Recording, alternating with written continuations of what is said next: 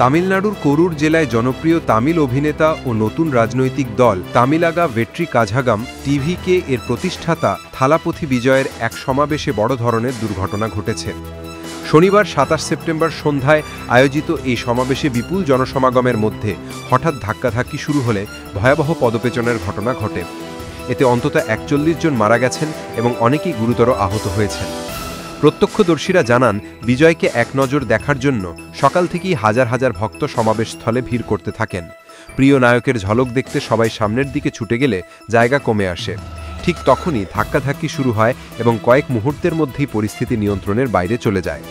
বিদ্যুৎ সমস্যার কারণে আলো কমে যাওয়ায় আতঙ্ক আরও বাড়ে, আর তাতেই অনেকে মাটিতে পড়ে গিয়ে শ্বাসরুদ্ধ হয়ে বা চাপা পড়ে প্রাণ হারান। এই ঘটনার পর করুর থানায় একটি এফআইআর দায়ের করা হয়েছে। মামলায় বিজয় সহ টিভিকের শীর্ষ নেতাদের মধ্যে জেলা সম্পাদক মথিয়া ঝাগান, রাজ্য সাধারণ সম্পাদক বুশি আনন্দ এবং রাজ্য যুগ্ম সম্পাদক সিটিআর নির্মল কুমারের নাম উল্লেখ করা হয়েছে। এফআইআর অনুযায়ী র্যালি চলাকালে নিরাপত্তা সংক্রান্ত ১১টি শর্ত ভঙ্গ করা হয়। অনুমোদিত ১০,০০০ জনসীমা অতিক্রম করে ভিড় ২৫,০০০-এরও বেশি হয়ে যায়। বিজয়ের বিলম্বিত আগমন এবং অনুমোদনহীন রোড শো পরিস্থিতি আরও বিপজ্জনক করে তোলে। ভক্তরা গাছ ও আশেপাশের কাঠামোয় উঠে পড়লে সেগুলো ভেঙে পড়ে এবং শ্বাসরুদ্ধ ও চাপা পড়ে বহু মানুষ আহত হন। পুলিশ জানায়, বাড়তি ভিড় ও বিপদের বিষয়ে আয়োজকদের বারবার সতর্ক করা হলেও তারা উপেক্ষা করেন। বিকেল ৩টে থেকে রাত ১০টা পর্যন্ত অনুমতি থাকলেও সমাবেশ ইচ্ছাকৃতভাবে দীর্ঘায়িত করা হয়। এর ফলে ক্লান্তি ও ভিড়ের চাপ বাড়তে থাকে এবং শেষ পর্যন্ত এই মর্মান্তিক দুর্ঘটনা ঘটে। প্রথম ধাক্কাতেই ১১ জনের মৃত্যু হয়, পরে হাসপাতালে মারা যান আরও অনেকে।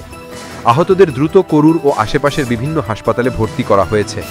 রাজ্য সরকার মৃতদের পরিবারের জন্য প্রতি পরিবারে ১০ লাখ রুপি ক্ষতিপূরণ ঘোষণা করেছে। আহতদের চিকিৎসা খরচও সরকার বহন করবে। ঘটনায় সঠিক কারণ অনুসন্ধান ও দায়ীদের চিহ্নিত করতে একটি বিচারপতির নেতৃত্বে তদন্ত কমিটি গঠন করা হয়েছে। তামিলনাড়ুর মুখ্যমন্ত্রী এম.কে. স্টালিন ঘটনাটিকে মর্মান্তিক ও অপ্রত্যাশিত বলে উল্লেখ করেছেন। তিনি শোকসন্তপ্ত পরিবারগুলোর প্রতি গভীর সমবেদনা জানিয়ে ভবিষ্যতে এমন দুর্ঘটনা এড়াতে কঠোর ব্যবস্থা নেওয়ার প্রতিশ্রুতি দিয়েছেন।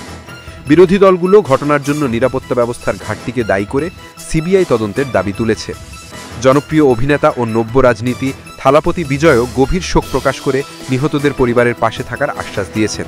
তিনি বলেন, আমার প্রিয় ভক্তদের এই ক্ষতি আমি কখনো পূরণ করতে পারব না। তাদের পরিবারের পাশে থাকার জন্য আমি সব ধরনের সহায়তা করব। বিজয় আহতদের দ্রুত চিকিৎসা নিশ্চিত করতে কর্তৃপক্ষকে ধন্যবাদ জানান এবং নিরাপত্তা ব্যবস্থার উন্নতির ওপর জোর দেন।